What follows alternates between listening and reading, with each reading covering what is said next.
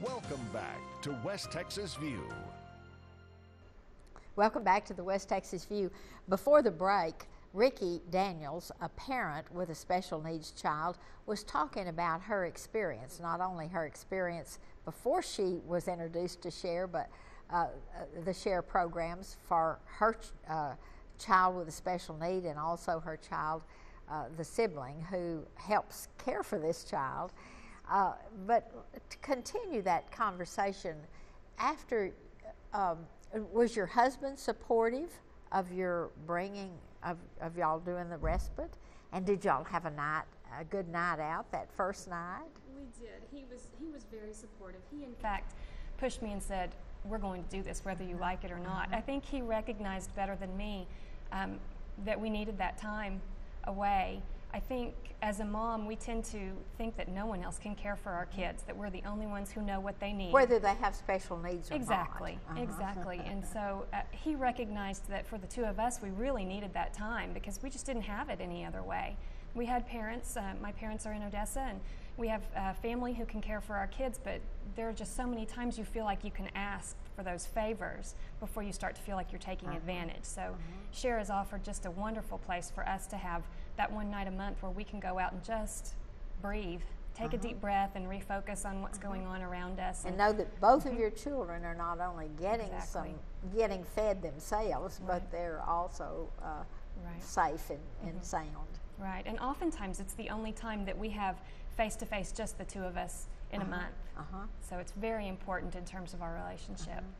And that's true of any family, whether they're caring for a senior adult, a parent themselves, or whoever. You just need a respite away from the minute-by-minute care that is required.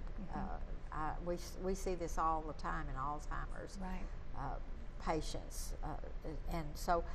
But from the very beginning, your husband was 100% supporting, as supportive as a parent. Yes, absolutely. Because a lot of times that doesn't happen. Absolutely. He recognized from the very beginning that this was going to be a long, hard road, and we had to do everything that we could to pull together and just be a unit. I mean, in autism alone, and I'm sure with all other special needs out there, the divorce rate is very high, much higher than the general public at large, because there are just so many stresses on your life. It's not you can't always just put your kids in front of the TV and take a few moments to take a breath. So there's a lot of extra stresses on our relationship, and we decided early on that we were going to pull together and not let that come between us. And that's why I love the story about the sibling that you told earlier, because we forget, as Tom said, they're the forgotten children. The siblings are the forgotten children, and that we don't realize that they're carrying a burden too, and they're carrying also a why question in all of this, and to have all of a sudden to have friends that are in the same situation as they are.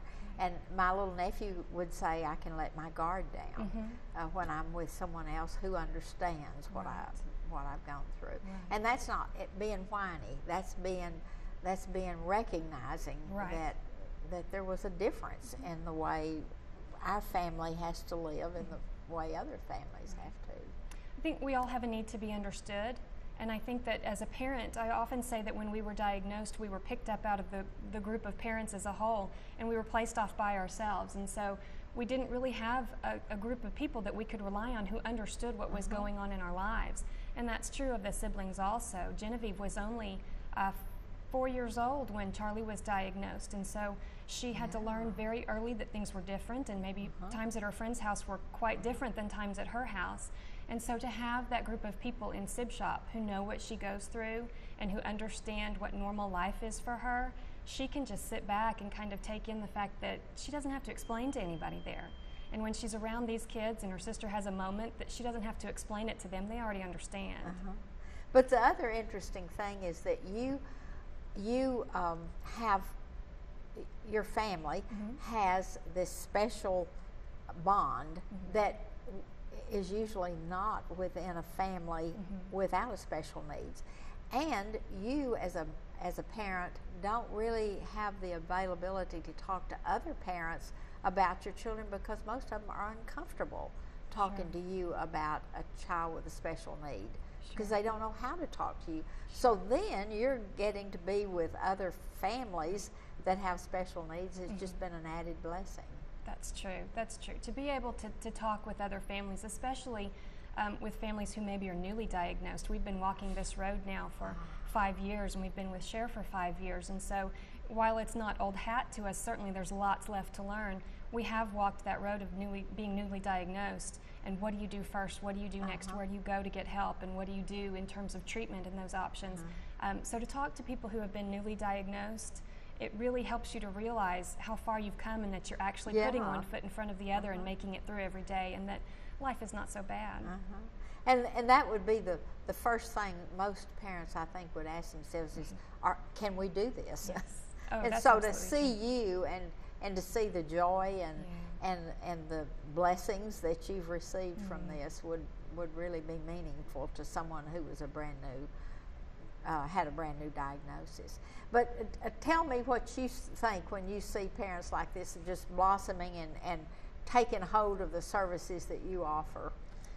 It's wonderful because, we see families and parents that are doing it by themselves and trying to make it work on their own.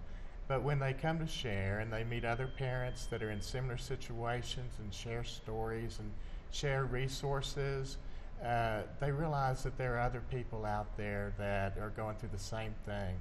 And it just gives our families a lot of strength, knowing that they have other people they can talk to, and they have a community of people that they can call on if they've got something.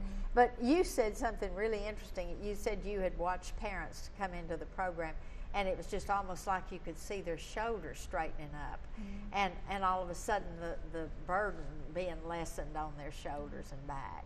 Right, and that's kind of what Share does. We share that.